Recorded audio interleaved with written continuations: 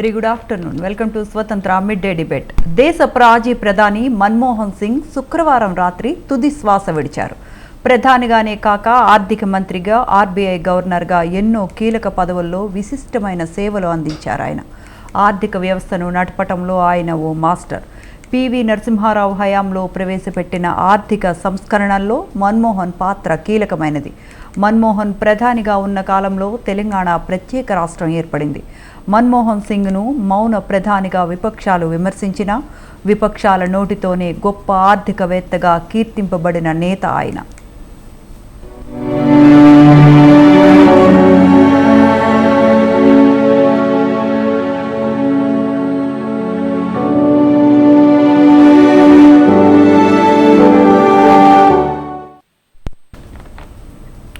Right. Manmohan Singh దేశ రాజకీయాల్లో చెరగని ముద్ర వేశారు.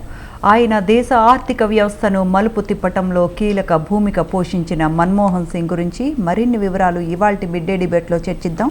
ఇవాల్టి చర్చా కార్యక్రమంలో మనతో పాటు జాయిన్ అవుతున్నారు పవన్ మల్లాది గారు, TPCC insurance claims and chairman, Krishnaprasad గారు సైంటిస్ట్, పాపారావు గారు అనలిస్ట్, డాక్టర్ అందే సత్యం గారు పొలిటికల్ అనలిస్ట్. అందరికీ నమస్కారం అండి. అందే సత్యం గారు నమస్తే అండి. నమస్తే అండి. మన్మోహన్ సింగ్ మన దేశ రాజకీయాల్లో ఎటువంటి ముద్ర వేశారండి? యాజ్ అన్ అకాడమిషియన్గా ఆయనకు అనేక క్రెడెన్షియల్స్ ఉన్నాయి. ఇంటర్నేషనల్ ఫేమస్ ఉన్న యూనివర్సిటీల్లో రీసెర్చ్ చేయటం, డిగ్రీలు పొందటం, తర్వాత ఇండియాలో టాప్ మోస్ట్ ఎకనామిస్ట్లో ఒకటిగా పేరు పొందడం, ఆ తర్వాత రిజర్వ్ బ్యాంక్ ఆఫ్ ఇండియా గవర్నర్గా చేయటం, ప్లానింగ్ కమిషన్ వైస్ చైర్మన్ చేయటం, తర్వాత యూజీసీ చైర్మన్గా చేయటం, ఇటువంటి అన్నీ కూడా చాలా పెద్ద పెద్ద క్రెడెన్షియల్స్ ఉన్నాయి. అదేవిధంగా తనకు క్లాసికల్ ఎకనామిక్స్లో నమ్మకం, అంటే ఫ్రీ ట్రేడ్, ఏ రిస్ట్రిక్షన్స్ లేనటువంటి ఆర్థిక వ్యవస్థ అనేటువంటి విధానాల్లో నమ్మకం ఉన్నటువంటి ఆర్థికవేత్త. అనేక సార్లు ప్రైమ్ మినిస్టర్స్ కూడా అడ్వైజర్స్గా పనిచేసినటువంటి అనుభవం కూడా ఉంది. కాబట్టి దేశ చరిత్రలో అత్యున్నత ఎకనామిస్టులలో ఒకరుగా మన్మోహన్ సింగ్కు పేరుంది. అయితే ఇవన్నీ ఒక ఎత్తు అయితే పివి నరసింహారావు ప్రధానమంత్రిగా ఉన్నప్పుడు, తాను ఆర్థిక మంత్రిగా ఉన్నప్పుడు ఒక క్రైసిస్లో ఉంది. ఏమిటంటే ఫారెన్ ఎక్స్చేంజ్ నిల్వలు $5.8 బిలియన్ మాత్రమే ఉన్నాయి. ఇప్పుడు మన దేశంలో మన విదేశీ మారక నిల్వలు సుమారు $650-700 బిలియన్ మధ్య ఇప్పుడు నిల్వలు ఉన్నాయి. నెలలో అటు ఇటు మార్పు వస్తుంది అనుకోండి. కానీ ఆనాడు 5.8 అంటే $6 బిలియన్ మాత్రమే ఆఖరికి మినిమైజ్ అయి ఉన్నాయి. అంటే 15 రోజుల దిగుమతులు సరిపోతాయి అనేటువంటి స్థితిలో ఉంది. తర్వాత ఇంటర్నేషనల్ మూడి సంస్థలన్నీ కూడా ఇంకా భారతదేశానికి అంతర్జాతీయంగా అప్పులు పుట్టే అవకాశం లేదు అనేటువంటి రేటింగ్స్ ఇస్తున్నటువంటి సమయంలో ఆ సంస్కరణలకు శ్రీకారం చుట్టింది. అప్పటికే కాంగ్రెస్ నెహ్రూ విధానాలు అమలు జరుపుతూ ఉండటం, పబ్లిక్ సెక్టార్లో నమ్మకం కలిగి ఉండటం, ఇందిరాగాంధీ గరీబ్ ఆటో నినాదం ఇచ్చి సోషలిస్ట్ తరహా సమాజం అని పిలిపివ్వటం, రాజ్యాంగంలో కూడా సవరణ తీసుకురావటం, అటువైపు నడుస్తున్నటువంటి క్రమంలో 91 నాటికి ఇది వచ్చింది. కాబట్టి ఈ సంస్కరణల వలన ఇమ్మీడియట్గా జరిగింది ఏంటంటే ఒక నెల రోజుల్లోనే $27 బిలియన్, సంవత్సరం $100 బిలియన్ అట్లా విదేశీ మారక నిల్వలు పెరిగి ఒక నమ్మకం ఏర్పడింది ఇంటర్నేషనల్గా. ఆనాడు ఇటువంటి విధానాలని దరిదాపు సగం కాంగ్రెస్ పార్టీ వ్యతిరేకిస్తుంది. ఎందుకంటే మళ్ళీ ఎకానమీ యొక్క స్ట్రక్చరల్ చేంజెస్ తీసుకురావాలనే ఫిలాసఫీ ఉన్నది. అయినా సరే పివి నరసింహారావు సహకారంతో మన్మోహన్ సింగ్ తీసుకొచ్చినటువంటి సంస్కరణ వల్ల ఆ తర్వాత మళ్ళీ ఆయన ప్రధానమంత్రి కావటం, ప్రధానమంత్రిగా ఉన్నటువంటి 2004-14 మధ్య మనకు స్వాతంత్రం వచ్చి 7 దశాబ్దాలు అనుకుంటే, 7 దశాబ్దాల 4 ఏళ్ళు అనుకుంటే అత్యధికంగా గ్రోత్ రేట్ ఉన్న దశాబ్దం ఏదంటే 2004-2014 వారు పరిపాలించినటువంటిదే. దరిదాపు around 9%, between 9 to 10% growth rate ఉంది. ఆవాల పివి నరసింహారావు కానీ ఆర్థిక మంత్రి ఉన్నటువంటి మన్మోహన్ సింగ్ అని చెప్పినటువంటిది ఏమిటంటే దేశ ఆర్థిక వ్యవస్థ ఇదంతా కూడా కార్పొరేట్ సెక్టర్లోకి, ఇండస్ట్రియల్స్లోకి పోతూ ఉంది. పబ్లిక్ సెక్టర్ డిస్మాంటిల్ అవుతుంది. అనుకుని అపోజ్ చేస్తున్నటువంటి సమయంలో వచ్చే బెనిఫిట్ అంటే గ్రోత్ రేట్ వల్ల వచ్చే benefits with in 10 yearsలో bottom లెవెల్కు percolate అవుతాయని చెప్పేసి వాళ్ళు హామీ ఇచ్చారు. సరే, ఆ హామీ పోస్ట్పోన్ అవుతూ వస్తుంది. ఇప్పటికి కూడా ఇంకా కాన్సన్ట్రేషన్ ఆఫ్ వెల్త్ కార్పొరేట్ సెక్టార్లో కేంద్రీకృతం కావటం ఇటువంటివన్నీ కొనసాగుతున్నాయి. సరే, ఏదేమైనా ఈ కొనసాగింపు ఈ కేంద్రీకరణ అనేటువంటి ప్రత్యక్షంగా మన్మోహన్ సింగ్కు సంబంధం లేదు. కానీ అదే ఆర్థిక విధానంలో మాత్రం ఇప్పుడు బీజేపీ గవర్నమెంట్ అయినా అప్పుడు యూపీఏ గవర్నమెంట్ అయినా అదే ఆర్థిక విధానాల ప్రకారం నడుస్తుంది. పెద్దగా బీజేపీ చేంజ్ చేసింది ఏం లేదు. ఇంకా కొంచెం అగ్రెసివ్ కూడా ఆ సంస్కరణలు అమలు జరుపుతూ ఉంది. కాబట్టి ఏదేమైనా మన ఎకానమీ సంపద ఉన్న దేశంగా నెమ్మదిగా మారుతూ ఉంది. కార్పొరేట్ సెక్టర్ ఎదుగుతూ ఉంది. కాన్సన్ట్రేషన్ ఆఫ్ వెల్త్ పెరుగుతూ ఉంది. మన్మోహన్ సింగ్ పివి నరసింహరావు హామీ విత్ ఇన్ ఏ డెకేడ్ అన్న కన్నా ఇప్పుడు 3 decades అవుతుంది. ఆ ఫలితాలు బాటమ్ లెవెల్కు పర్క్యులేట్ అయితే మరింత హెల్దీ ఎకానమీగా మనకు అందుబాటులోకి వచ్చేటువంటి అవకాశం ఉంది. ఏదైనా ఇవాళ మన్మోహన్ సింగ్ ఎందుకు అందరూ కూడా కీర్తిస్తున్నారు, ఎందుకు మన్మోహన్ సింగ్ని మెచ్చుకుంటున్నారంటే ఒక క్రైసిస్ పీరియడ్లో దాని నుంచి బయటపడేసినటువంటి వ్యక్తిగా చూస్తూ ఉన్నారు. ఆ తర్వాత రిఫార్మ్స్ల తర్వాత మీడియా కూడా ఆయనకు ఒక పేరు పెట్టింది. సంస్కరణలు అమలు జరుగుతుంటే మన్మోహన్ ఎకనామిక్స్ అని పేరు పెట్టింది. ఈ రిఫార్మ్స్ అన్నిటిని కలిపి మన్మోహన్ సింగ్ పేరు మీద ఆ విధంగా మీడియా పిలుస్తూ వచ్చింది. ఇప్పుడు కూడా ఎవరైనా షార్ట్ ఫామ్లో మన్మోహన్ ఎకనామిక్స్ అనే అంటూ ఉంటారు. ఏదేమైనా ప్రధానమంత్రిగా ఉన్నటువంటి సమయంలో గ్రోత్ రేట్కు కారకుడు, రిఫార్మ్స్కు కారకుడు, రిఫార్మ్స్ తీసుకొచ్చిన దాంట్లో కాంగ్రెస్ పార్టీగా సంస్థాగతంగా నిర్ణయం తీసుకోకుండానే పివి నరసింహరావు ఇండివిజువల్ సపోర్ట్ తోటి సంస్కరణలు తీసుకొచ్చాడు. ఇవాళ ఎకానమీ మోడర్నైజ్ అయితే నిజం. అట్లాగే గ్రోత్ రేట్ ఉన్నది నిజం. 1990 కన్నా ముందు ఎప్పుడు 5.5% గ్రోత్ రేట్ ఉండేది. అది ఒక టైంలో కొన్ని సంవత్సరాల్లో 10%, 10.2% కూడా అచీవ్ అయినటువంటి సంఘటనలు ఉన్నాయి. అందుకని మన్మోహన్ సింగ్ని ఒక విధంగా ఇవాళ అప్రిషియేట్ చేయడానికి కారణం ఇటువంటి మలుపుల్లో ఆర్థిక వ్యవస్థని క్రైసిస్ నుంచి బయటపడటమే కారణం. రైట్ సత్యం గారు, మళ్ళీ మీ దగ్గరికి వస్తాను. పవన్ గారితో ఒకసారి మాట్లాడదాం. పవన్ మల్లాది గారు జాయిన్ అయ్యారు. నమస్తే పవన్ గారు. నమస్కారం. అంటే మన్మోహన్ గారు దేశ ఆర్థిక వ్యవస్థను మలుపు తిప్పటంలో కీలక భూమిక పోషించారు. ఎటువంటి భూమిక అంటే మన మీద ఎటువంటి ముద్ర వేశారండి ఆర్థిక వ్యవస్థను మలుపు తిప్పటంలో మన్మోహన్ సింగ్ గారు? మీకు ప్రేక్షకులకు సత్యం గారికి నమస్కారం. నేను రాజకీయాలలోకి వచ్చిన తర్వాత చాలా అభిమానించేటువంటి వ్యక్తులలో డాక్టర్ మన్మోహన్ సింగ్ గారు చాలా ప్రముఖులు. పివి నరసింహారావు గారు, ప్రణబ్ ముఖర్జీ గారు, మన్మోహన్ గారు, చిదంబరం గారు, జయరాం రమేష్ గారు, వీళ్ళంతా academicians and finance economists and reformists. These are the key people who are required to this society of India right now. ఇటువంటి వాళ్ళు భారతదేశ రాజకీయ ఆర్థిక సామాజిక వ్యవస్థకు ఇటువంటి వాళ్ళు చాలా మూలాలు అనేటువంటి వాళ్ళని నేను బాగా గౌరవిస్తాను. ఇవాళ చాలా బాధగా ఉంది మన మన్మోహన్ సింగ్ గారు జరిగిపోవడం. పెద్దవారు అయినరు, 93-94 years వారు చేసిండ్రు, కాలం చేయడం చాలా బాధాకరంగా ఉంది. వారి ఆత్మకు శాంతి కలగాలని భగవంతుని ప్రార్థిస్తాను. భారతదేశానికి ఉన్నటువంటి శక్తుల లోపల ఒక వివిడ్ నేచర్ ఉన్నటువంటి దేశంగా భారతదేశం ప్రపంచంలో ఇప్పటికి కూడా ఉంది. అత్యధిక జనాభా అనేది భారతదేశానికి ఒక శక్తి.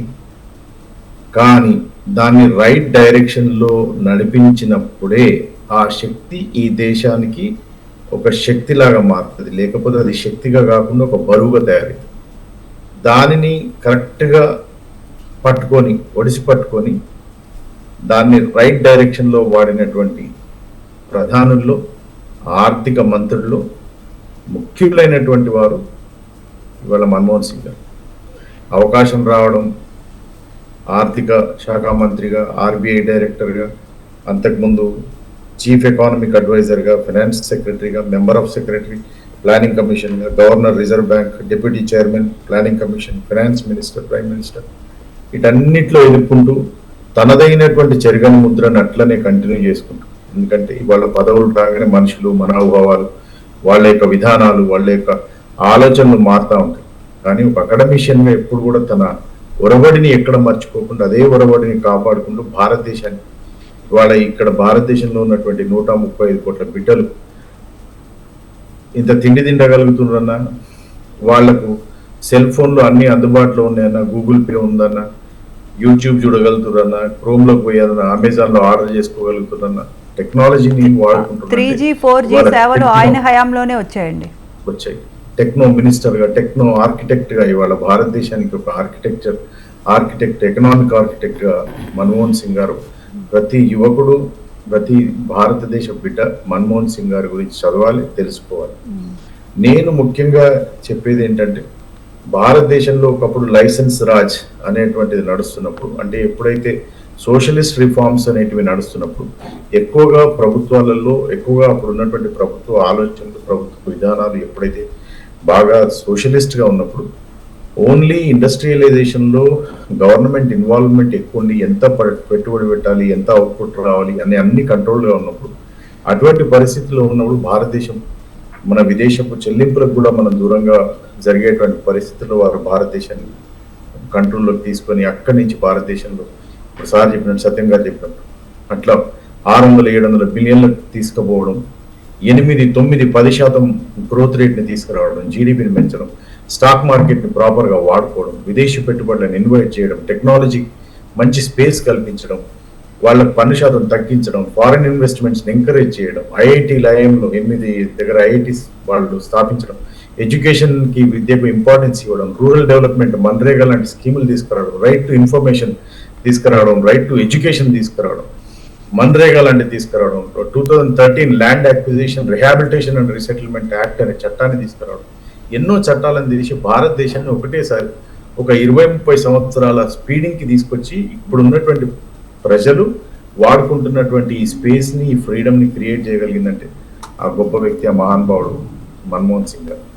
ఇవాళ వారికి భారతదేశంలో ఉన్న ప్రతి బిడ్డ రుణపడి ఉంటాడు. అంతటి ఏకోన్ముఖుడై అంతటి గొప్ప బిడ్డను ఈ దేశానికి అందించినటువంటి ఆ తల్లిదండ్రులకు, ఆ కుటుంబానికి నా ప్రగాఢ సానుభూతి. అటువంటి బిడ్డలు ఇంకా 100లో భారతదేశంలో పుట్టాలి, చదువుకోవాలి. అంత నిస్వార్థమైనటువంటి సేవను చేసి రోజుకు 18 గంటలుగా పనిచేసి ఉత్తమ పార్లమెంటేరియన్గా పనిచేసినటువంటి గొప్ప మహానుభావుడు. ఎక్కడ కూడా ఎన్ని అభాండాల మీద పడ్డ బీజేపీ పార్టీ కానీ ఇతరులు కానీ సమాజంలో ఉన్నటువంటి వ్యక్తి, silent prime minister, accidental prime minister, mute prime minister అని ఎంత దిగదారుడు మాటలు మాట్లాడినా కూడా అన్ని అనుభవించుకుంటూ అంత గొప్ప మహానుభావుడు పుట్టడం ఈ భారతదేశం యొక్క, ఈ భారతదేశ గడ్డకు ఒక గర్వకారణం. అటువంటి మహానుభావుడు ఇక పుట్టడో లేదో తెలియదు, కానీ అటువంటి వాళ్ళు పుట్టడం అనేది, మేము మాతరంలో ఉన్నటువంటి వాళ్ళు చూడడం అనేది, ఆయన స్పీచెస్ కానీ వినడం, ఆయనకు ఉన్నటువంటి ఒక గొప్ప శక్తి, పార్లమెంటేరియన్గా ప్రతిసారి ఫుల్ టైం పార్లమెంట్ అటెండ్ కావడం, పార్లమెంట్లో ఒక వ్యక్తిత్వం యొక్క విలువలను కాపాడడం. ఇవాళ ఉన్నటువంటి పార్లమెంట్లో అసెంబ్లీలు చూస్తున్నాం, ఎటువంటి మాటలు, ఎటువంటి భాష, దేశం ఎటుపోతుందో తెలియదు. ఇప్పుడు ఉన్నటువంటి పరిస్థితుల గురించి నేను పెద్దగా చెప్పాను, because I mean the trance of his demise right now. But I have very humbly నాకు చాలా బాధగా ఉంది వారు చనిపోవడం. కాబట్టి భౌతికంగా వారు లేరు, వారి యొక్క గొప్పతనాన్ని మాటల్లో చెప్పడం. రైట్, మనం మాట్లాడదాం. తెలంగాణ ఇచ్చింది కూడా మన్మోహన్ హయాంలోనే, అవన్నీ డిస్కస్ చేద్దాం. మనతో పాటు కృష్ణప్రసాద్ గారు సైంటిస్ట్ జాయిన్ అయ్యారు. సార్ నమస్తే. అంటే మన్మోహన్ సింగ్ గారు శాస్త్రవేత్తలకు కూడా చాలా ఇంపార్టెన్స్ ఇచ్చి శాస్త్రవేత్తలకి బడ్జెట్ కూడా చాలా కేటాయించారు సార్. మోర్ ఓవర్ పరిశోధనలకి స్పెషల్గా నిధులు విడుదల చేశారు. అంటే ఆయనకుండే అభిరుచుల్లో ఇదొకటి. దీన్ని మనం ఎలా చూడాలి సార్? అంటే ఈ శాస్త్ర విజ్ఞానానికి ఇచ్చిన అలొకేషన్స్ అనే ఆస్పెక్ట్లోకి వెళ్తే అందరి హయాంలో కొంచెం వచ్చాయి, ఈయన హయాంలో కొంచెం మెరుగ్గా వచ్చింది. తర్వాత ఈయన సైంటిఫిక్ కాంగ్రెస్ని ఇనాగరేట్ చేయడానికి ఆ పర్సుయేషన్లో బాగా చొరవ తీసుకున్నారు. అయితే కొన్ని అంశాలు ఈయన గురించి మనం ప్రస్తావించాలి. ఇప్పుడు దాకా మిత్రులు చెప్తున్నారు, నాకు ప్రత్యక్షంగా ఆయనతో సంబంధం ఉండటం వల్ల కొన్ని అంశాలని ప్రస్తావించడం చాలా ముఖ్యమని నేను భావిస్తున్నాను. ఎందుకనంటే ప్రపంచవ్యాప్తంగా మనం గనక చూస్తే ఆర్థిక విధానంలో 2 వరవళ్ళు ఖచ్చితంగా కనపడుతూ ఉంటాయి. ఒకటి రైట్ వింగ్ ఎకనామిక్స్, రెండోది లెఫ్ట్ అండ్ డెమోక్రటిక్ ఎకనామిక్స్. ఇది చాలా స్పష్టంగా కనపడుతూ ఉంటాయి. అంటే మొదటి ప్రపంచ యుద్ధము, రెండో ప్రపంచ యుద్ధము, అక్కడి నుంచి కోలుకునే కార్యక్రమాన్ని ముఖ్యంగా నిర్దేశించిన వాడు కీన్స్. కీనీషియన్ మోడల్ ఆఫ్ ఎకనామిక్స్లో ఏంటంటే, అంతకన్నా ముందు కీనీషియన్ మోడల్ భారతదేశంలో కూడా అమలు చేసిన సంఘటనలు చాలాసార్లు ఉన్నాయి. ఉదాహరణకి, అంటే టాపిక్కి రెలవెంట్ కాబట్టి చెప్తున్నాను. మనం హైదరాబాద్ ఫేమస్ కదా బిర్యానీకి. ఈ బిర్యానీ కూడాను ఎక్కడి నుంచి వచ్చింది అంటే ఒక ఎకనామిక్ పర్స్పెక్ట్ ఉంది దీనికి. నేను చరిత్ర చదివాను. అవధ్ అంటే ప్రస్తుత అయోధ్య, అవధ్ నవాబు బాగా డ్రాట్ అంటే కరువు వచ్చిన సందర్భంగా ప్రజలందరికీ ఏదో పని ఇవ్వాలి, వ్యవసాయం లేదు కాబట్టి కరువు వస్తే వ్యవసాయం ఉండదు కదా, సో పని ఇవ్వాలని రోడ్లు వేయటము, ట్యాంకులు కట్టడము, ఇట్లాంటి పనులు చేసే వాళ్ళకి తను డబ్బులు ఇవ్వటం జరిగింది ఖజానా నుంచి. సో దట్ సోషల్ ఇన్ఫ్రాస్ట్రక్చర్ పెరుగుద్ది. సోషల్ ఇన్ఫ్రాస్ట్రక్చర్ అంటే ఒక నవాబు కాలంలో, రాజుల కాలంలో పెరిగినా కూడాను దాని పర్సువేషను, దాని పర్సెప్షను లెఫ్ట్ డెమోక్రటిక్ పర్సెప్షన్ కిందే భావించాలి. ఎందుకనంటే you are involving people and you are trying to develop a social infrastructure. ఈ కార్యక్రమం చేసినప్పుడు ఆయన ఎట్లా పని జరుగుతుందో చూద్దామని వెళ్తే ఒక ఊళ్ళో అందరి ఇళ్ల ముందు పొయ్యిల మీద గిన్నెల పైన బొగ్గులు కనపడ్డాయట. ఏమిటిది అని అంటే, పని వాళ్ళందరూ పొద్దున్నే సద్ది తినేసి వెళ్ళిపోతారండి, మధ్యాహ్నం దాకా పనిచేస్తారు, 4 వచ్చి స్నానం చేసి పొద్దున్నే పొయ్యి మీద పెట్టి వెళ్తారు, సాయంత్రం 4 వచ్చి ఆ గిన్నె తెరుచుకుని తింటారండి. సో ఒక పూటే కానీ they eat very well and then sleep early అని చెప్పారట. ఏంటో అది తిందామని నేను కూడా తిన్నాడు. తిన్నాక దాన్ని షాహీ దస్తర్ఖాన్ మీద దరఖాస్తు కియా జాయ్, ఇస్కో షాహీ దస్తర్ఖాన్ మీద పేష్ కియా జాయ్ అన్నాడట. అంటే this should enter the royal cuisine అన్నాడట. అట్లా అవధిలో పుట్టిన బిర్యానీ కూడా ఒక సోషల్ ఇన్ఫ్రాస్ట్రక్చర్ నుంచి పుట్టింది. అంటే వాళ్ళంతా కూరగాయలు, మటను ఏముంటే అన్నీ వేసేసి పెట్టేసి సిమ్మరింగ్ హీట్లో పెట్టి వెళ్ళిపోతారు. స్నానం చేశాక అంటే పొద్దున పెట్టి వెళ్తే పని చేసుకుని వచ్చేదాకా వేడిగా ఉండాలి. So that was their concept. ఇది ఎందుకు చెప్తున్నానంటే, కీనీషియన్ మోడల్ ఆఫ్ ఎకనామిక్స్ కూడాను ఎప్పుడూ కూడా పీపుల్ పర్చేసింగ్ పవర్ పెంచాలి, పెంచితే ఎకనామీ పెరుగుతుంది అనే ఉద్దేశంతో ఉండింది. అలాంటి దశ నుంచి ప్రపంచవ్యాప్తంగా కొత్త ట్రెండ్ బయలుదేరింది. అది right wing economics. Alan Greenspan and Friedman economic, Thomas Friedman and Alan Greenspan వీళ్ళు తీసుకొచ్చింది ఏంటంటే, market is the panacea of all ills. అంటే మార్కెట్ అన్నీ చూసుకుంటుంది. ఫ్రాంక్గా చెప్పాలంటే మన్మోహన్ సింగ్ గారు కూడా మార్కెట్ ఎకానమీ అనే దృక్పథం నుంచి వచ్చిన వాళ్ళే. ఇక్కడ నేను ప్రత్యేకంగా మీ స్టూడియోకి నేను స్పీడ్గా వచ్చేయడానికి కారణం కూడా ఏంటంటే, ఈ విషయం ప్రజలకి తెలియకపోతే చాలా పెద్ద నేరం అవుతుందని.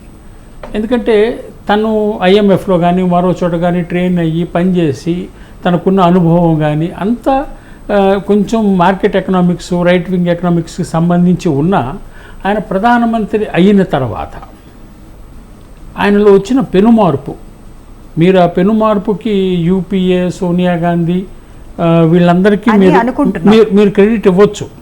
ఎందుకు మనకు తెలియదు కదా. మనం ఇప్పుడు I'm not a politician, I don't know who is the reason. కానీ he as a prime minister implemented MNREGA కన్నా left and democratic economic policy ఏదన్నా ఉంటుందా? అలాగే NRHM, national rural health mission అనేది, అంటే గ్రామానికి వైద్య సౌకర్యం వెళ్ళాలి అనే అంశం ఉంటుందా? అట్లాగే నాకు ఆయనకి ఉన్న వ్యక్తిగత అనుబంధం, నేను ఆయన భారత్ నిర్మాణ్ కమిటీలో కూడా మెంబర్గా ఉన్నప్పుడు one fine day I get a call from his office, prime minister wants you to visit Yavatmal. ఎందుకని అక్కడ రైతులు ఎందుకు ఆత్మహత్య చేసుకుంటారు, నువ్వు స్టడీ చేసి రిపోర్ట్ ఇవ్వు. నేను కాంగ్రెస్ పార్టీ మెంబర్ని కాను, నేను అలాగా ఒక పొలిటికల్ పార్టీకి సంబంధించిన వ్యక్తిని కాను. ఐ రిప్రజెంట్ CII, అంటే ఇండస్ట్రీ రిప్రజెంట్ చేస్తున్నాను. ఫోన్ చేసి నీ బ్యాక్గ్రౌండ్లో స్పిన్నింగ్ మిల్స్ ఫెడరేషన్ ఇవన్నీ ఉన్నాయి కాబట్టి యావత్మల్కి వెళ్ళమని ప్రైమ్ మినిస్టర్ గారు కోరుతున్నారు. జాయింట్ సెక్రటరీ గోపాలకృష్ణన్ ఫోన్ చేసి, సరే నేను ప్లాన్ చేసుకున్న రోజున మళ్ళీ మెసేజ్, ప్రైమ్ మినిస్టర్ గారు స్పిన్నింగ్ మిల్ పెట్టి అక్కడ మార్కెట్ రేటు పెంచే విధంగా చూడమంటున్నారు. సో నేను వెళ్ళేటప్పటికల్లా the collector and everybody is informed that somebody is coming on behalf of prime minister. Enquiry చేస్తే అక్కడ తేలింది ఏంటంటే, మార్కెట్ ప్రైసు మన వరంగల్కి యావత్మల్కి తేడా లేదు. గుంటూరుకి అవతమల్కి తేడా లేదు. ఈల్డ్లో తేడా ఉంది, 50% ఈల్డ్ తక్కువ వస్తుంది. ఎందుకు వస్తుందంటే మేము మా ఫీల్డ్లోకి వెళ్ళి చెక్ చేస్తే sub surface soil is red murram, పైన soil black cotton soil. So nourishment ఎదితే రావట్లేదు. ఈల్డ్ తక్కువైపోయేటట్టుగా రైతులకు గిట్టుబాటు కాక 10 ఎకరాల రైతు కూడా ఆత్మహత్య చేసుకున్నాడు. సో దీని గురించి నేను మళ్ళీ ప్రైమ్ మినిస్టర్తో ప్రస్తావించాక ఇవాళ భారతదేశంలో అంటే ఆయన డెమిట్ చేశాక ఆఫీసు అంటే మీరు ఇప్పుడు చెప్తున్నారు కాబట్టి ఇదొక్క పాయింట్, ఇదొక్క మాట వినండి. ఆయన డెమిట్ చేయక ముందు అంటే ఆఫీసు ఆయన వదలక ముందు భారతదేశంలో ఒక కొత్త అధ్యాయాన్ని మేము అందరం కలిసి యాజ్ అ సైంటిస్ట్గా నేను చాలామందిని కలుపుకొని తయారు చేసిన ప్రాజెక్ట్ ఒకటి ఉంది. దాని పేరు NRDMS, natural resource data management system.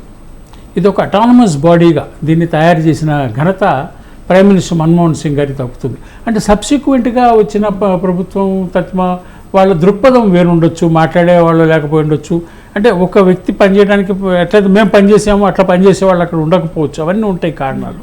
కానీ ఒక NRDMS అనే స్ట్రక్చర్ని క్రియేట్ చేసిన ఘనత అంటే ఒక విజిట్ నుంచి వచ్చిన తర్వాత రిపోర్ట్ తీసుకుని ఆ రిపోర్ట్ నుంచి ఎలా చేస్తే బాగుంటుంది అని విని దాని మీద ఆయన అధ్యయనం చేసిన ఘనత ప్రైమ్ మినిస్టర్ మన్మోహన్ సింగ్కి దక్కుతుంది. అలాగే మనం చాలా విషయాల్లో వైరుధ్యాలు మాట్లాడినప్పుడు కూడా మేమంతా కలిసి ఒక పుస్తకం రాశాం. నేను, అర్జున్ సేన్ గుప్తా, SK గోయల్, SR హషీం, ఇట్లా వాళ్ళందరూ ఆయన కాంటెంపరీస్. నేను the youngest fellow in that team అనమాట. I was the youngest boy like. So all these fellows ఆయన మా పుస్తకం ఇనాగ్రేషన్ చేస్తున్నారు.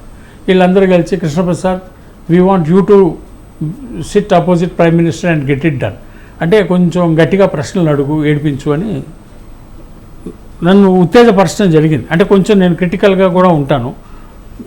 మేమంతా సమఉజ్జీలం, నువ్వు కాస్త అంటే నేను డిస్కస్ చేశా. ఇది 2008లో గ్లోబల్ ఫైనాన్షియల్ క్రైసిస్ జరిగినప్పుడు. నేను గ్లోబల్ ఫైనాన్షియల్ క్రైసిస్ జరిగింది కదా ప్రైమ్ మినిస్టర్ గారు, దీని మీద మీ ఒపీనియన్ ఏంటి అన్న. ఉంటుందండి, బ్యాడ్ ఇంపాక్ట్ ఇండియా మీద కూడా ఉంటుంది. అంటే గ్లోబలైజేషన్ తప్పేనా అన్న. తప్పని అనుకోవాలి కదా, తప్పని నిరూపణ అవుతుంది కదా, మనం ఆలోచించాల్సింది. అంటే 91లో మీరు ఆలోచిస్తే బాగుండేదేమో, నిజంగానే ఆలోచిస్తే బాగుండేది. నేను ఎందుకు ఈ మాట చెప్పడానికి ప్రయత్నం చేస్తున్నానంటే మనం సాధారణంగా మనుషులు ఒక ఉన్నతమైన స్థానానికి రావటం చూస్తాము, ఒక నాలెడ్జ్ బేస్తో ఒక పద్ధతిలో ట్రైన్ అయ్యి రావటం చూస్తాము. వాళ్ళు దానికి విరుద్ధంగా ఆలోచించగలగటం. నేను పెట్టిన నిర్ణయంలో తప్పులు ఉండవచ్చు, దాని మీద చర్చ జరిగి ఉండాల్సింది. ఇవాళైనా చర్చ చేయడానికి మనం సిద్ధం, చర్చించుకొని మనం ముందుకు వెళ్ళాలి, ఒక కొత్త విధానాన్ని మనం సృష్టించాలి అనే అభిప్రాయం ఏదైతే మన్మోహన్ సింగ్ గారికి కలిగిందో, మా చర్చలో కలిగిందో, నిజంగా ఐ సే హ్యాట్స్ ఆఫ్. ఎందుకంటే ఒక ప్రైమ్ మినిస్టర్ పొజిషన్లో ఉండి తన సంబంధించిన ఎకనామిక్ సబ్జెక్ట్, నేను I'm not an economist, I'm a scientist, but because of the economic issues when we discussed, he was ready for a debate between good and bad, not the way our debates happen today. మన debates అన్నీ ఎలా జరుగుతాయంటే good అంటే రెండో వాడు better అంటాడు, మూడో వాడు best, exactly. Bad అంటే వర్స్ అంటాడు, వర్స్ట్ అంటాడు, అంతే. ఇటు పోతుంది అటు పోతుంది, కానీ ఈ రెండింటి మధ్యలో ఎప్పుడు చర్చలు జరగవు ప్రభుత్వాల్లో ఎక్కడాను. అలాంటి చర్చ చేయడానికి కూడా సిద్ధపడ్డ నిజంగా గొప్ప వ్యక్తి, మహానుభావుడైన మన్మోహన్ సింగ్ గారు. అంటే మనం ఏదో అనుకుంటాం, ఏదో సర్వీస్ నుంచి వచ్చాడేనా, ఏదో IMFలో ఉద్యోగం చేసి వచ్చాడేనా అని, కానీ దానికి విరుద్ధంగా కూడా ఆలోచించడానికి సిద్ధపడి, మన్రేగా ఈజ్ కంప్లీట్గా against market economics, but he's the person who implemented it. So I feel every Indian, irrespective of your political affiliations, what you believe and what you not believe, you have to salute a person who tried to believe the entire India and take everybody's thought process. అందరి రిక్వైర్మెంట్స్ని, thought ప్రాసెస్ని తనలోకి మరల్చుకోవడానికి, ఇముడ్చుకోవడానికి, పాలసీని తయారు చేయడానికి ఆయన చాలా కష్టపడ్డాడు. దీన్ని గుర్తించాలి. రైట్. కృష్ణప్రసాద్ గారు మనతో పాటు పాపారావు గారు అనలిస్ట్ జాయిన్ అయ్యారు. పాపారావు గారు నమస్తే అండి. నమస్తే అండి, థ్యాంక్ యూ. పాపారావు గారు, ఇప్పుడు కృష్ణప్రసాద్ గారు కూడా చెప్పినట్టు ఏడాదికి 100 రోజులు పని గ్యారంటీ కల్పిస్తూ ఉపాధి హామీ పథకాలు కల్పించిన పిఎంగా కూడా ఈయన మంచి ముద్ర వేశారు. మన్మోహన్ సింగ్ గారి గురించి మీకు తెలిసిన విషయాలు? సందేహం లేదు, జాతీయ ఉపాధి హామీ పథకం ఆయన హయాంలో వామపక్షాల భాగస్వామ్యంతో కామన్ మినిమం ప్రోగ్రామ్ లో పార్టీగా వచ్చిందన్నది 100% నిజం. దాని క్రెడిట్ ఆయనకు ఉంటుంది. ఖచ్చితంగా వామపక్షాల పాత్ర అనేది దానిలో నిస్సందేహంగా తిరస్కరించగలిగింది కాదు. అందుకని ఏంటంటే అదొకటి. తర్వాత రెండోది ఏంటంటే ఇక్కడ మన్మోహన్ సింగ్ గారిని మనం మామూలుగా సంస్కరణలకి ఆద్యుడుగాను చూస్తాం, సంస్కరణల క్రమంలోనే చూస్తాం. అయితే మామూలుగా ఇప్పుడు మనం వింటున్న వాటిల్లో నాకు తెలిసిన విషయాలు మీరు అడిగారు కాబట్టి ఒక విషయాన్ని కోట్ చేస్తాను. ఇక్కడ మన్మోహన్ సింగ్ గారు ప్రధానమంత్రిగా ఉండగా ఆయన గురించి ఆయనతో చిన్న ఇంటర్వ్యూ జవహర్లాల్ నెహ్రూ గురించి మన్మోహన్ సింగ్ చెప్పింది జాతీయ పరిశ్రమలు అంటే జాతీయం చేయబడి ఉన్నటువంటి పరిశ్రమలు లేకపోతే ప్రభుత్వ రంగంలో ఏర్పడిన పరిశ్రమల గురించి ఆయనకున్న అభిప్రాయం. ఎందుకంటే మన్మోహన్ సింగ్ అనగానే మనకు ప్రైవేటీకరణ గుర్తొస్తాయి. అలాగే ఇప్పుడు నెహ్రూ మీద చాలా విమర్శలు చేసే కాలం నడుస్తుంది చాలా మంది. కానీ ఈ రోజు ఒక్క చిన్న ఇది దయచేసి ఇది వినండి, ఒక 1 minute ఉంటుంది. షూర్ సార్ చెప్పండి. ఇది India did in the 50s and early 60s. What has happened to India since then? Right. If Pandit Jawaharlal not modern temple of India, the massive irrigation project, the public sector investment in steel, the institutions of higher learning, the Department of Atomic Energy space program, India would not be able to reap the benefit of globalization which we are now able to claim in the change environment of. Doesn't take me back to 1950. అంటే ప్రధానమంత్రి నెహ్రూ వేసిన పునాది లేకపోతే ఈ రోజు globalisation లో కూడా మనం భాగస్వాములం కాలేకపోయామని చెప్పి నెహ్రూ గురించి చెప్పారు. అలాగే ఇదే ఇంటర్వ్యూలో సెకండ్ పార్ట్ నేను వినిపించగా దయచేసి ఏమనుకోకండి, కానీ దానిలో ఆయన సోషలిజం మీరు సోషలిస్ట్ భావాలు ఉన్న వ్యక్తి కదా అని చెప్పి ఇంటర్వ్యూర్ అడిగాడు ఆయన. అంటే బహుశా నాకు కూడా తెలియదు ఆయనకు ఉన్నాయనుకోండి సోషలిస్ట్ భావాలు గతంలో, అంతకుముందు ఏమన్నా కొంచెం దీని దృష్ట్యా లెఫ్ట్ ఆఫ్ సెంటర్ ఏదో ఉంటే ఉండొచ్చు. సోషలిస్ట్ భావాలు ఉన్న వ్యక్తి కదా మరి సంస్కరణలు మీకు ఎట్లా నప్పినాయి అంటే ఆయన చెప్పింది ఏంటంటే నేను ఈక్విటీని దీన్ని సోషలిస్ట్ భావాలుగా ఈక్విటీ వీటిని కాదన్ను, అవి నాకు ముఖ్యమైనవి అని చెప్తానని చెప్పాడు. తర్వాత ఇవాళ చూడండి ఆ సోషలిస్ట్ భావాలు ఉన్నాయనే దానికి దాఖలాగా సాక్షిలో పత్రికలో వచ్చినటువంటి ఒక కొటేషన్ మీకు చెబుతాను. ఆయన మన్మోహన్ సింగ్ మాట్లాడింది మన ప్రజల తలసరి ఆదాయం గురించి కంటే వారి ఆదాయాల్లోని అసమానతల గురించే నాకు ఆందోళన ఎక్కువగా ఉంది అన్నాడు. This is what he told. అంటే he's a socialist heart in heart, he's a man, kind hearted man. పేద ప్రజల పట్ల సామాన్య జనం పట్ల కన్సర్న్ ఉంది. కాకపోతే సంస్కరణల క్రమంలో ఓవరాల్ గా జరిగింది. కాకపోతే కాంగ్రెస్ ప్రభుత్వం చాలా నయం, కాంగ్రెస్ ప్రయత్నం చాలా నయం. ఇప్పుడు మరీ ఇంకా ఇదవుతుంది. కానీ కాంగ్రెస్ ప్రభుత్వంలో సంస్కరణలు జరిగినాయి, కానీ సంస్కరణలు at least with minimum of human face. దానికి ఒక హ్యూమన్ ఫేస్ ఉంది. సోషల్ సెక్యూరిటీ నెట్ ఏర్పరిచారు, ఫుడ్ సెక్యూరిటీ యాక్ట్ తెచ్చారు, అలాగే జాతీయ ఉపాధి హామీ పథకం ఇందాక చెప్పుకుంది. ఇట్లా కొంత సామాన్య జనం పూర్తిగా నాశనం అయిపోకుండా ఉండే విధంగా సంస్కరణల క్రమంలో చాలా మంది దెబ్బతింటారు మార్పు జరిగేటప్పుడు. ఆ మార్పులో జనసామాన్యం నాశనం అయిపోకుండా వాళ్ళకి సోషల్ సెక్యూరిటీ నెట్ ఏర్పరిచింది కాంగ్రెస్ ప్రభుత్వం. నిస్సందేహంగా అది మన్మోహన్ సింగ్ క్రెడిట్ కూడా. కానీ మన్మోహన్ సింగ్ కొన్ని విషయాల్లో అనివార్యంగా ఈ సంస్కరణల తాలూకు దయాదాక్షిణ్యాలు లేని దాన్ని ఆమోదించాల్సిన అవసరం ఏర్పడి ఉండొచ్చు వ్యవస్థాగతంగా, కానీ ఆయన వ్యక్తిగతంగా చూసుకుంటే మాత్రం అట్లాంటి వ్యక్తి కాదు అనేది ఒకటి ఈ రోజు కనపడే విషయం. రెండోది ఏంటంటే నేను చెప్పేది ఈ సంస్కరణల్లో ఓవరాల్ గా కాంగ్రెస్ పార్టీ ఉండగా కూడా ప్రైవేటైజేషన్ ఇప్పుడు ఇంత జరిగినంత జోరుగా జరగల.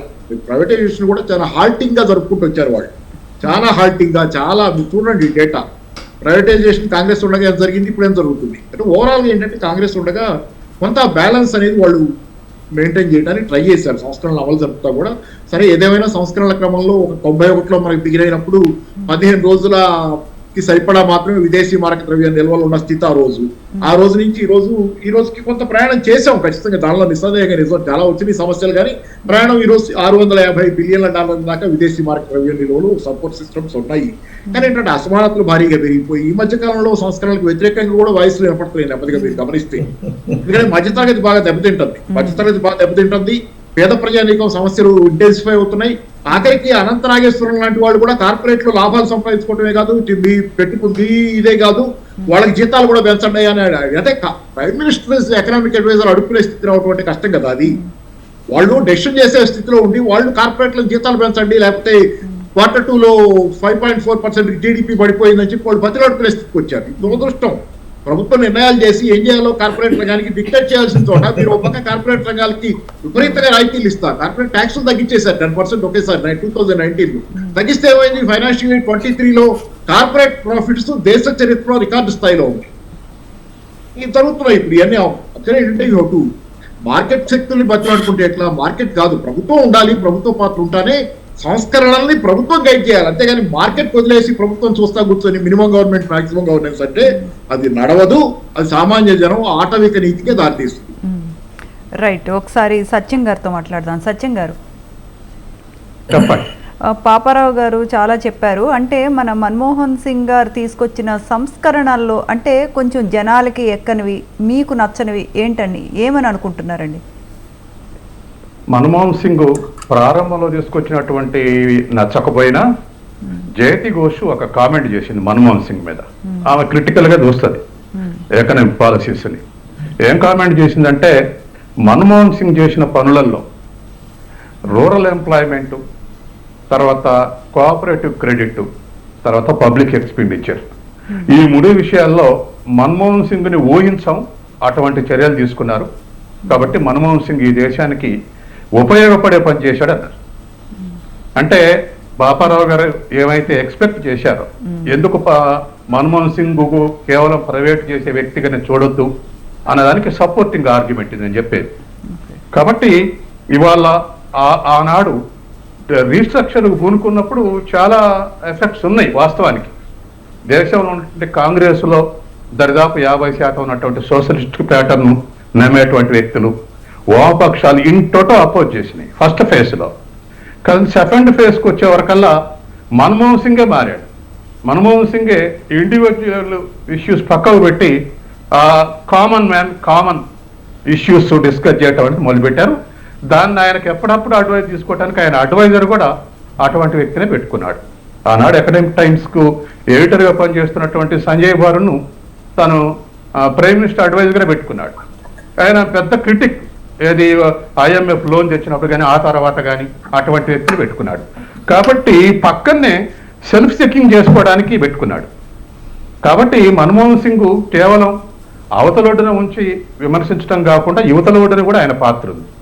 అందుకే ఇవాళ మన్మోహన్ సింగ్ని ఆల్ వాక్స్ ఆఫ్ లైఫ్, అంటే వివిధ భిన్నమైనటువంటి వృత్తులు ఉన్నటువంటి వాళ్ళు, భిన్నమైనటువంటి వ్యక్తులు కూడా ఒక సెంట్రిస్ట్గా నమ్ముతా ఉన్నారు, రెస్పెక్ట్ ఇస్తున్నా ఉన్నారు. కాబట్టి ప్రారంభంలో ఇది కట్ త్రూ కాంపిటీషన్ పోతుంది అన్నటువంటి వ్యక్తే 1930s లో డిప్రెషన్ ని పరిష్కరించడానికి కీన్స్ ఏవైతే సూచించిండో అటువంటి పథకాలు, ఫుడ్ ఫర్ వర్క్ నుంచి స్టార్ట్ అయినటువంటి పథకాలు ఇప్పటికి దరిదాపు భారతదేశంలో ఒక 120 పథకాలు అమలు జరుగుతున్నాయి. మన్మోహన్ సింగ్ వచ్చినా కూడా వాటిని వెనక్కు తీసుకోలేదు, పైగా వాటిని ఇంకా రాటిఫై చేస్తూ ముందుకు తీసుకెళ్లాడు. కాబట్టి వాళ్ళ మన్మోహన్ సింగ్ యొక్క పాత్ర భారతదేశ ఆర్థిక వ్యవస్థ నెహ్రూ పునాదుల మీద బిల్డింగ్ కట్టినటువంటి వ్యక్తిగా మనం ఖచ్చితంగా మన్మోహన్ సింగ్ ని మనం రెస్పెక్ట్ చేయాల్సినటువంటి అవసరం ఉంది. అయితే అందులో కూడా అగ్రెసివ్గా ఎందుకు అమలు జరగలేదంటే ఇటువంటి రిజల్ట్స్, ఇప్పుడున్నటువంటి రిజల్ట్స్ వస్తాయని. ఎందుకంటే ఇవాళ మనం కనుక చూస్తే real veg rate below 1% growth rate ఉంది, కొన్నిసార్లు మైనస్ ఉంది. మన్మోహన్ సింగ్ పివి నరసింహరావు అన్నది ఏమిటి, మేము చేసే సంస్కరణలు విత్ ఇన్ డెకేడ్ ఇవి బాటమ్ లెవెల్కు మనం పర్క్యులేట్ అయితే అని చెప్పేసి ఇచ్చారు. 3 decades అవుతుంది. పర్క్యులేట్ జరగటంలో చాలా స్లోనెస్ ఉంది. కాబట్టి దీన్ని ఇంకా కాస్త ప్రెజర్ ఇవాళ వివిధ వర్గాల నుంచి ఆ ప్రెజర్స్ వస్తున్నాయి. ఏది మనకు రోజు పత్రికలు వస్తాయి, కొత్త ఏం కాదు. 10% కార్పొరేట్ సెక్టర్ చేతుల్లో దరిదాపు 60% వెల్త్ కాన్సన్ట్రేట్ అయి ఉన్నది. తర్వాత హ్యుమానిటీ కూడా ముఖ్యం. అది లేకపోతే చాలా రాంగ్ రిజల్ట్స్ వస్తాయి. గతంలో మనం అనుభవించాం. గ్రీన్ రెవల్యూషన్ వచ్చిన కొత్తలో చాలా చోట్ల అటువంటి రిజల్ట్స్ వస్తేనే ఇందిరాగాంధీ ఒక స్టేట్మెంట్ కూడా ఇచ్చింది. Green revolution turn to be red revolution అని కూడా అన్నది, వార్నింగ్ ఇచ్చింది పంజాబ్లో, తమిళనాడు జరిగినటువంటి ఘటనలు చూసి. కాబట్టి అన్ని జాగ్రత్తలు తీసుకుని మన్మోహన్ సింగ్ అమలు జరిపాడు. కాకపోతే ఫారెన్ ఎక్స్చేంజ్ రిజర్వ్స్ ఇమీడియట్ గా పెరగాలి కాబట్టి కాస్త స్పీడీగా అమలు చేశాడు ఫస్ట్ 10 years. ఆయన ఆర్థిక మంత్రి ఉన్నప్పుడు. ప్రైమ్ మినిస్టర్ అయిన తర్వాత స్లో డౌన్ అయ్యాడు. తర్వాత అందరికి ఇష్టమైనటువంటి విధానాలను అమలు చేసుకుంటూ వచ్చాడు. కొంతమందికి యాక్సెప్టెన్స్ 90% ఉంది, కొంతమందికి 50% ఉండొచ్చు. కాబట్టి భిన్న విధానాలు అమలు జరుగుతున్నటువంటిది. ఇది ప్యూర్ సోషలిస్ట్ కాదు, ప్యూర్ క్యాపిటలిస్ట్ కాదు. అటువంటిప్పుడు భిన్న అభిప్రాయాలు, భిన్న పర్సెప్షన్స్ ఉన్న వాళ్ళని కన్విన్స్ చేసుకుంటూ పోవాలి. అటువంటి ప్రయత్నం మన్మోహన్ సింగ్ చేశాడు. Greatest achievement in is decade is growth rate. ఖచ్చితంగా అది బిఫోర్ 60 years అమలు జరగలేదు, ఆఫ్టర్ 20 years కూడా అటువంటి గ్రోత్ రేట్ మనం చూడలేదు. కాబట్టి ఆ మేరకు మనం మన్మోహన్ సింగ్ రెస్పెక్ట్ ఇవ్వాలి, మన్మోహన్ సింగ్ని గుర్తుంచుకోవాలి. రైట్, ఒకసారి పవన్ గారితో మాట్లాడదాం. పవన్ గారు, అమ్మా, అయితే తెలంగాణ రావటంలో మన్మోహన్ సింగ్ గారు వేసిన ముద్ర కానీ ఆయన పోషించిన భూమికి కానీ ఎప్పుడు తెలంగాణ ప్రజలు ఎప్పుడు మర్చిపోరు. ఎస్, తెలంగాణను మన్మోహన్ సింగ్ గారు కానీ కాంగ్రెస్ పార్టీ ఒక జియోగ్రాఫికల్ డివిజన్గా చూడలేదు. ఇది ఒక జియోగ్రాఫికల్ డివిజన్ అనేది జనరల్గా చరిత్ర లోపల చాలా డివిజన్స్ జరిగినాయి, చాలా ప్రాంతాలుగా విడిపోవడం జరిగింది. కానీ ఇది కల్చరల్ డిఫరెన్స్ కూడా కాదు, ఇది geographical differences plus cultural differences అనేవి ఒక లెడ్ టు గ్రేట్ ఒక పెద్ద ఉద్యమానికి దారితీసి ప్రజల ఆశ కోరిక అది ఎప్పటి నుంచో ఉన్నది. ఇప్పుడైతేనే అది జరగాలి, ఇప్పుడైతేనే అది జరుగుతూనే మంచిది అనేటువంటి ఆలోచనను కాంగ్రెస్ పార్టీ ఒక ప్రాపర్ ఒక ప్రజెంటేషన్, ఒక రోడ్ మ్యాప్ తీసుకుపోవడం, దానికి ఇక్కడ ఉన్నటువంటి ప్రాంతీయ పార్టీలు దాన్ని ఒక విప్లవాత్మక దిశగా నడిపించడం, అల్టిమేట్గా అక్కడ ఉన్నటువంటి వాళ్ళు, చదువుకున్నటువంటి వాళ్ళు, గొప్పవాళ్ళు, పెద్దవాళ్ళు అన్ని చూసినటువంటి వాళ్ళు కాబట్టి దీన్ని స్మూత్గా దాన్ని తీసుకురావడం. మేము ఒక ప్రాంతంలో కంప్లీట్గా ఇబ్బంది పడి కాంగ్రెస్ పార్టీ రాకుండా పోయినా కూడా గ్రేటర్ గుడ్లో ఆలోచించి తెలంగాణ ఆంధ్ర అనేటువంటి డివిజన్ని వరపుకొని దాన్ని ఇరు సభలలో పెట్టి దాన్ని బిల్ పాస్ చేసి చేయడంలో మన్మోహన్ సింగ్ గారు వారి ఆధ్వర్యంలో జరిగిందనడానికి కూడా తెలంగాణ ప్రజలు కూడా వారికి రుణపడి ఉంటారని నేను అనుకుంటాను. కానీ వీటన్నిటి నుంచి ఇవాళ ఉన్నటువంటి ప్రభుత్వాలు, ఇవాళ అధికారంలో ఉన్నటువంటి వాళ్ళు, రాజకీయాల్లో ఉన్నటువంటి వాళ్ళు నేర్చుకోవాల్సింది ఏంటంటే రాజకీయంగా ముందుకు రావాలి, పైకి ఎదగాలి అంటే ఒక రోల్ మోడల్ పొలిటీషియన్గా మన్మోహన్ సింగ్ గారిని చూడాలి. చాలా దేశాలలో నేను చాలామంది అంటే బరాక్ ఒబామా లాంటి వాళ్ళని కూడా నేను బాగా రీడ్ చేస్తూ ఉంటాను. వారు ఒక అకాడమిషియన్గా రావడం, ఒక పార్టీలో పార్ట్ కావడం, ఒక పార్టీ నుంచి ప్రెసిడెంట్ కావడం, వారి విశిష్ట సేవలు ఆ దేశానికి అందించడం, మళ్ళీ వారు అక్కడ వాళ్ళ డ్యూటీ అయిపోగానే మళ్ళీ ఒక యూనివర్సిటీకి వెళ్ళి ప్రొఫెసర్గా పనిచేయడం, నిత్యం ఒక విద్యార్థిగా ఉండడం, 10 మందికి చెప్పడం, ఈ సైకిల్లో ఎవరైతే ఉంటారో వాళ్ళు ఆ దేశానికి గ్రేటర్ గుడ్ చేయగలుగుతారు. ఇవాళ కూడా ఈ దేశానికి అంటే ఎందుకంటే భారతదేశం అనేది ప్రపంచంలోనే అత్యధిక జనాభా గల దేశం. First point that we have to be very carefully noted in our minds is where the largest number of people in the ఉన్నటువంటి జనాభా ఉన్నటువంటి దేశం. కాబట్టి మనకు ఆర్థిక విధానాలు ముఖ్యం. ఫస్ట్ ప్రయారిటీ ఆర్థిక విధానాలు, తర్వాత సామాజిక రాజకీయ విధానాలు. కానీ సామాజిక రాజకీయ ఆర్థిక విధానాలలోనే సమలీకృతంగా తీసుకుపోగలిగినటువంటి నాయకులు వాళ్ళకి కావాలి. అంటే వాళ్ళ ఎడ్యుకేషనిస్టులు, అకాడమిషియన్స్, రీసెర్చర్స్, డాక్టర్స్ ఇటువంటి వాళ్ళు రాజకీయంలో వస్తే మంచి చట్టాలు రాగలుగుతాయి, మంచి దేశం ఫ్లరిష్ అవుతుంది. ఇవాళ మనం తీసుకున్నటువంటి ప్రధానమంత్రి 3వ సారి వచ్చింది, కానీ వారికి ఎకానమీ ఇవాళ పట్టు లేదు. ఇవాళ దేశ జనాభా ఎట్లుంది, దేశంలో ఆర్థికంగా ఎట్లా పీడించబడుతున్నారు, ఎటువైపు మనం పోతా ఉంది దేశాలు కానీ రాష్ట్రాలు కానీ. ఎప్పుడు ఈ దేశంలో రాష్ట్రంలో ఎకానమీ అనేది కింద పడ్డప్పుడు ఏ రకమైనటువంటి విప్లవాలు వస్తాయనేటువంటి వాటి మీద వాటికి అవగాహన లేదు, వాళ్ళకి అవగాహన లేదు. ఎప్పుడైతే మన జేబుల్లో 4 పైసలు ఉంటాయో మనం ఖర్చు పెట్టడానికి ఆలోచిస్తాం, ఎప్పుడైతే 4 పైసలు ఉండకుండా ఉంటాయో అప్పుడు మనం విప్లవాన్ని సైడ్గా ఆలోచిస్తాం. కాబట్టి ఇవాళ మన చేతుల్లో ఫోన్ ఉంది, ఫోన్లో అమెజాన్ ఉంది, టీవీ టికెట్లు బుక్ చేసుకోవచ్చు, ఫుడ్ ఆర్డర్ చేసుకోవచ్చు. ఇన్ని ఫెసిలిటీస్ని తీసుకురాగలిగినాం అంటే మనం టెక్నో ప్లస్ ఎకానమికల్ గ్రోత్ని మనం అడాప్ట్ చేసుకోగలిగినాం. కాబట్టి ఇవాళ ప్రజలు అద్భుతంగా వారి ఆలోచనలు కూడా ప్రపంచానికి తెలియజేసేటువంటి పరిస్థితుల్లో నేను అనేది ఓవరాల్గా ఏంటంటే మంచి చదువుకున్న వాళ్ళు, మన్మోహన్ సింగ్ లాంటి వాళ్ళు, ప్రణబ్ ముఖర్జీ లాంటి వాళ్ళు ఇంకా రాజకీయాలలో ఉంటే ఈ దేశం సుభిక్షంగా బాగుపడుతుంది, ఇంకా పెద్దగా అవుతుంది. మన పిల్లలు మంచి భవిష్యత్తు అమెరికా లాంటి దేశంలాగా మన దేశం కూడా అవుతుంది.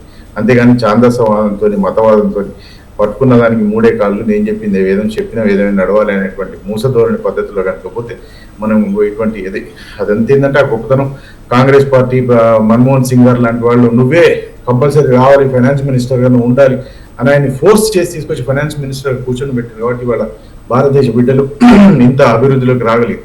వాళ్ళ కనుక ఒకసారి మనం దీన్ని రివర్స్ ఇంజనీరింగ్ చేసి చూస్తే ఒకసారి మన మన్మోహన్ సింగ్ లాంటి వాళ్ళు కనుక అప్పుడు ఫైనాన్స్ మినిస్టర్ కాకపోయి ఉంటే భారతదేశ పరిస్థితి ఎలా ఉండగలిగేది అంటే మనం ఊహించలేకుండా ఉండేటోళ్ళం. సిరియా, లిబియా లాంటి దేశాలు, నైజీరియా లాంటి దేశాలు, లేకపోతే మనం మిడిల్ ఈస్ట్ కంట్రీస్ లాగా ఉండేటోళ్ళమేమో అనిపిస్తుంది ఒక్కోసారి.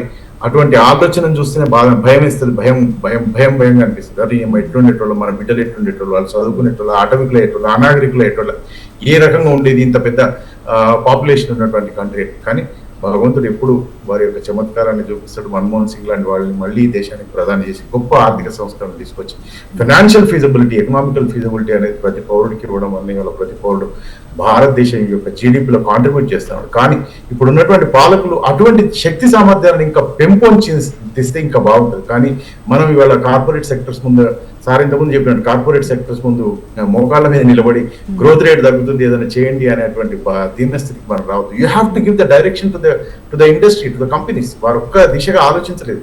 న్యూక్లియర్ పెట్టుబడులు, న్యూక్లియర్ విధానం మీద ఆలోచన చేసిండ్రు, మన్రేగా లాంటి స్కీమ్స్ తెచ్చిండ్రు, హెల్త్ స్కీమ్స్ తెచ్చిండ్రు, right to information act, right to ఇన్ని రకాల చట్టాలను తీసిన ఒక సమన్వీకృతమైనటువంటి భారతదేశాన్ని తయారు చేయాలనేటువంటి ఒక దిశగా ఆలోచన చేసింది. కాబట్టి ఇవాళ భారతదేశం బాగుంది. భారతదేశం ఇంకా సంపన్నంగా, సుసంపన్నంగా ఉండాలని కోరుకుంటాం. రైట్ పవన్ గారు. ఒకసారి కృష్ణప్రసాద్ గారు, మీరు మన్మోహన్ సింగ్ గారితో క్లోజ్ అసోసియేట్ అయ్యి ఉన్నారు. అంటే యాజ్ మన అందే సత్యం గారు మెన్షన్డ్, అంటే కొంచెం అగ్రెసివ్గా లేకపోవటం కూడా కొంచెం మన్మోహన్ గారికి మైనస్ అనుకోవచ్చా? అట్లాగా ఏమీ లేదండి. అగ్రెసివ్గా అంటే గట్టిగా అరవటం కాదు కదా అగ్రెసివ్ అంటే. అగ్రెసివ్ డెఫినెట్గా అదే క్లోజ్ అసోసియేట్ అయ్యి ఉన్నారు. ఆయన ఎటువంటి స్వభావం లేదు. వర్క్ చేయించటంలో, వర్క్ మీద రివ్యూ తీసుకోవటంలో, రిపోర్ట్స్ తీసుకోవటంలో, పని చేయించడంలో హీ వాజ్ వెరీ డైనమిక్. ఇట్లా ఆయన ఏమి కార్పొరేట్లు ప్రకటించినట్టుగా ఆయన మ్యూట్ ప్రైమ్ మినిస్టర్ కాదు, సైలెంట్ ప్రైమ్ మినిస్టర్ కాదు. Let us be honest. మీరు ఇప్పుడు ఎవరు కూడా మర్చిపోయారు, అందరూ, నేను కూడా మర్చిపోయాను. ఈ దేశంలో 64,000 కోట్ల రూపాయల రుణమాఫీ ఏకకాలంలో రైతులకి చేసిన ఘనత ఆయనకే దక్కుద్దిగా. అలాగే ల్యాండ్ ఎక్విజిషన్ యాక్ట్ 2013 డ్రాఫ్టింగ్ 2-3 ఏళ్ళుగా చేయటం జరిగింది. అందులో వన్ ఆఫ్ ది కన్సల్టేటివ్ కమిటీలు నేను కూడా ఉన్నాను. నేను ఎస్పీ శుక్లా మేమందరం కూర్చున్నప్పుడు ఒక పాయింట్ మీద చాలా ఘర్షణ జరిగింది. ఏమిటంటే ట్రైబల్ ఏరియాలో ల్యాండ్ ఎక్విజిషన్ చేయాలి అంటే మనకి ఐరన్ ఓర్ మైన్స్ ట్రైబల్ ఏరియాలో ఉన్నాయి. చాలా స్ట్రైట్గా పాయింట్కి వస్తాయి. ట్రైబల్ ఏరియాలో ఐరన్ ఓర్ మైన్స్ ఉన్నాయి. ఆ మైన్స్ తీసుకుని స్టీల్ కంపెనీకి ఇచ్చేయాలి. నేను అక్కడ ఏం ప్రతిపాదించానంటే ఆ మైన్స్ తీసుకుని ఇచ్చేటప్పుడు మంచి ల్యాండ్ ఎక్విజిషన్ యాక్ట్లో ఆపర్చునిటీ లాస్ట్ 30 టైమ్స్ కాస్ట్ ఎట్లా మనం కంపెన్సేషన్ కాస్ట్ ఎట్లా అరైవ్ అవ్వాలి అనే ఆస్పెక్ట్ చాలా చక్కగా డిఫైన్ చేసుకుంటూ వచ్చినా, నేనేమన్నానంటే ఈ ట్రైబల్ ఏరియాలో మనం ప్లాంట్ పెడదాం అనుకున్నప్పుడు అక్కడ ట్రైబల్స్కి ఆ ప్లాంట్లో భాగస్వామ్యం లేకపోతే లాభం ఏంటి?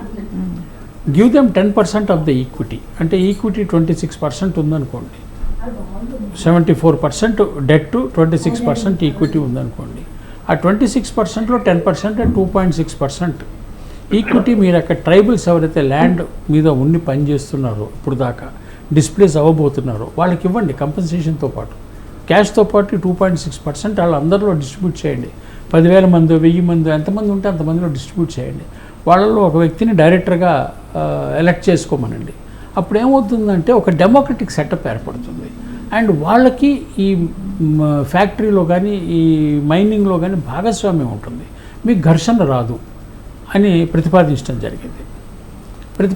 జరిగితే ఆ అంశాన్ని ఎక్కడ కూడా, అంటే మన్మోహన్ సింగ్ అనగానే నేను ఇందాకే అన్నాను కదా, రైట్ రిఫార్మిస్ట్ ఎకనామిక్స్ నుంచి వచ్చిన వ్యక్తి అనే అభిప్రాయం ఉంటుంది. అలా కాకుండా ఆ అంశాన్ని కూడా తను ఎక్కడ నెగేట్ చేయకుండా, దాన్ని నో అనకుండా కూడా అమలు చేయడం జరిగింది. సరే, ఆ యాక్ట్నే స్క్రాప్ చేసేసారు అనుకోండి ఇప్పుడు వచ్చిన గవర్నమెంట్, అది వేరే అంశం. కానీ డెమోక్రటిక్ థాట్ ప్రాసెస్ని మేమంతా కొంచెం లెఫ్ట్ లీనింగ్ నుంచి వస్తాం. లెఫ్ట్ లీనింగ్ థాట్ ప్రాసెస్ని, డెమోక్రటిక్ థాట్ ప్రాసెస్ని ఒక డెమోక్రటిక్ అండర్స్టాండింగ్లోకి తీసుకున్న ఘనత మన్మోహన్ సింగ్కి దక్కుతుంది. అంటే తత్మా వాళ్ళు ఎవరు ఆ పని చేయలే. అందుకని ఆయన అమలు చేసే క్రమంలో ఎక్కడ కూడా ఆయన డైనమిజం కానీ ఏది తగ్గలేదు. మాట్లాడకపోవచ్చు, చాలామందికి వాచాలత్వం ఉంటుంది, పని చేత కాదు. ఈయనకి పని చేతనవును. అందుకని when work performance speaks you need not talk. అందుకని he never talked, he use to work silently. And then the job was last మా మధ్య జరిగిన డిస్కషన్లో కూడా ఇందాక చెప్పారు ట్రేడ్ బ్యాలెన్సెస్ 15 రోజులకు ఉంది. మా ఇద్దరి మధ్యలో జరిగిన అంటే అక్కడ గ్రూప్లో జరిగిన డిస్కషన్లో కూడా what is the trade balance today? Don't you think the 1991లో ట్రేడ్ బ్యాలెన్సెస్ పెరగటానికి కారణం మన ఐటీ ఎక్స్పోర్ట్ కావచ్చు, ఇంకా మనం పచ్చిగా మాట్లాడుకుంటే ఐటీలో కూలీల ఎక్స్పోర్ట్ కావచ్చు. అంటే 91-92 ప్రాంతంలో అమెరికాలో ఒక కాల్ సెంటర్ ఎగ్జిక్యూటివ్కి, వర్కర్కి, ఏజెంట్కి $40 పర్ అవర్ ఇస్తే మన దేశంలో కాల్ సెంటర్ ఎస్టాబ్లిష్మెంట్ చేసిన కంపెనీ ఓనర్కి అదే కంపెనీ $7 ఇచ్చేది. $40కి $7 తేడా. అంటే అమెరికన్ కంపెనీకి లాభం చేయడం కోసమే మనం ఇక్కడ ఐటీ సెక్టర్ అభివృద్ధి చెందింది. వాట్ ఎవర్ ఇట్ ఈస్, దీనివల్ల మన ఆర్థిక విధానం కూడా పెరిగింది. పెరగటం వల్ల మన ట్రేడ్ బ్యాలెన్సెస్ పెరిగాయి. అంటే స్పష్టంగా చెప్తున్నా, చాలామందికి ట్రేడ్ బ్యాలెన్సెస్ పెరగడానికి కారణం పెరిగింది. 91లో అది వచ్చింది కాబట్టి దానికి contribution you can give to Chandrababu Naidu and Manmohan Singh. ఇద్దరు డ్రైవ్ చేశారు. What ever it is, it has got that importance వచ్చింది. ఐటీ సెక్టర్ గ్రో అయ్యింది. ఐటీ సెక్టర్ గ్రో అవ్వటం కూడా కంపల్సరీ, అది కూడా కంపల్సరీ. ఎందుకంటే లార్జెస్ట్ ఇంగ్లీష్ స్పీకింగ్ పాపులేషన్ ఉన్న ప్రపంచంలో ఉన్న దేశంలో మన దేశం ఒకటి, because courtesy British rule. So ఇవన్నీ కంట్రిబ్యూట్ చేసి మనకు అప్పుడు ట్రేడ్ బ్యాలెన్సెస్ పెరిగాయి. కానీ 2008కి ట్రేడ్ బ్యాలెన్సెస్ స్టెబిలైజేషన్ అవ్వాలి. అప్పటికి గ్లోబల్ ఫైనాన్షియల్ క్రైసిస్, ఐటీ క్రషింగ్లోకి వచ్చింది. ఐటీ కంపెనీలన్నీ పింక్ స్లిప్స్ ఇచ్చేసి బెంచ్ల మీద కూర్చోబెట్టి ఉద్యోగాలు తీసేస్తున్న దశ. ఆ దశలో మన ట్రేడ్ బ్యాలెన్స్ ఏమిటి? ఇవాళ ట్రేడ్ బ్యాలెన్స్ ఏంటి ప్రైమ్ మినిస్టర్ గారు అంటే, ఏమీ లేదు. మన వర్కర్స్ దుబాయ్లో, కువైత్లో, ఈ వివిధ మిడిల్ ఈస్ట్లో, అమెరికాలో పనిచేసే వాళ్ళు చేసే రిమిటెన్సెస్ ఉంటాయే, వాళ్ళ ఇంటికి పంపించే డబ్బులు. అంటే వాళ్ళ ఇంటికి పంపించే డబ్బులు, అది మన trade balance. There home remittances was our trade balance. అంటే export of manpower and manpower sending back money to our country is also very phenomenal. And ఈ అంశాన్ని మన్మోహన్ సింగ్ గారు అంగీకరించారు. He is an economist, he was a finance minister and is a prime minister when we interacted. He accepted. అప్పుడు నేను ఒక point ఆయన చెప్పా, prime minister గారు ట్రేడ్ బ్యాలెన్సెస్కి కంట్రిబ్యూటర్ కింద మీరు ఈ ప్రవాసీ భారతీయ కార్మికుల్ని గుర్తించారు, కానీ ప్రవాసీ భారతీయ కార్మికులు ఆ దేశాల్లో పడుతున్న బాధలు ఎప్పుడూ ఏ ప్రభుత్వం పట్టించుకోలేదు. ఆ వైపు కూడా మీరు దృష్టి పెడితే బాగుంటుంది అన్నప్పుడు I think Salman Khurshid was the external affairs minister. He was given a mandate to instruct all the embassies and see that a cell is opened for the workers, Indian workers working in those nations. ఎందుకంటే మన వాళ్ళు అక్కడికి వెళ్ళిపోయి class 4 ఎంప్లాయీగా పనిచేస్తున్న వాడిని ఎవడు గుర్తిస్తాడు? మన దేశంలోనే గుర్తించాం, విదేశాల్లో ఎవడు గుర్తిస్తాడు?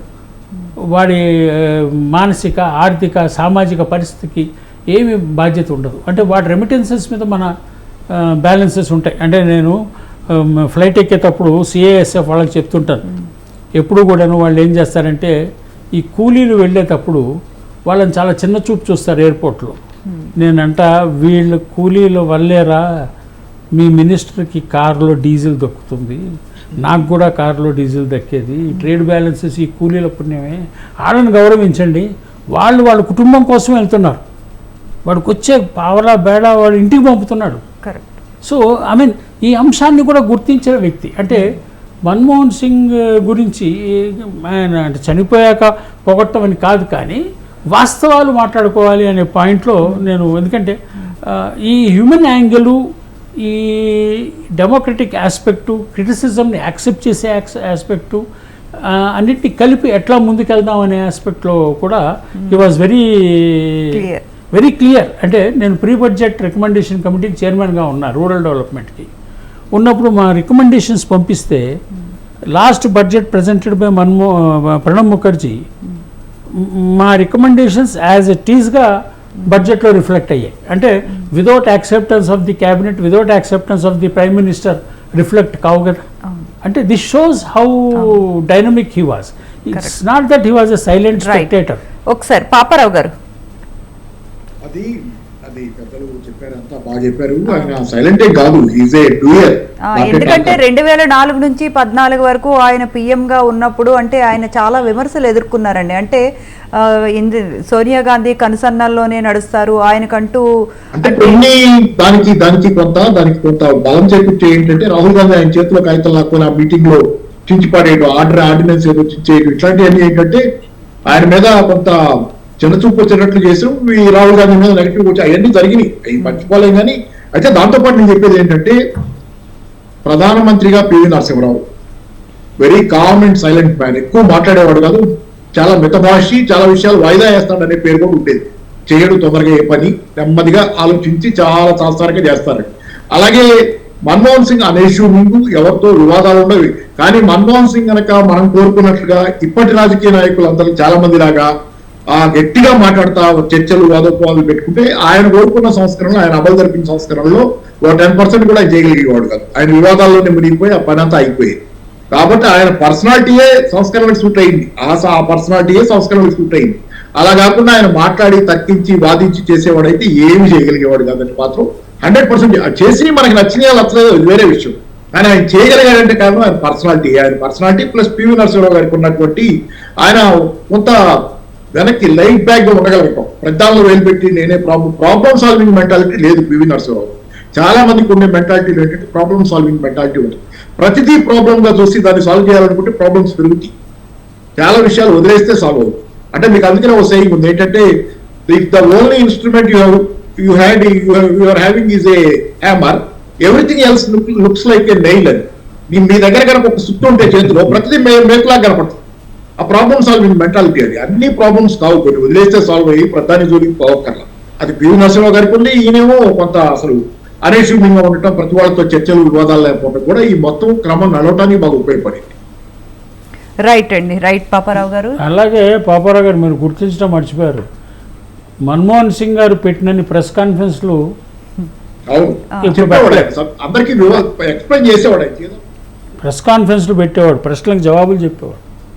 రైట్ అండి, థ్యాంక్ యూ అండి. ఇవాళ చర్చా కార్యక్రమంలో పాల్గొంటున్నారు పవన్ మల్లాది గారు, TPCC insurance claims and chairman, Krishnaprasad గారు సైంటిస్ట్, పాపారావు గారు అనలిస్ట్, డాక్టర్ అందే సత్యం గారు పొలిటికల్ అనలిస్ట్.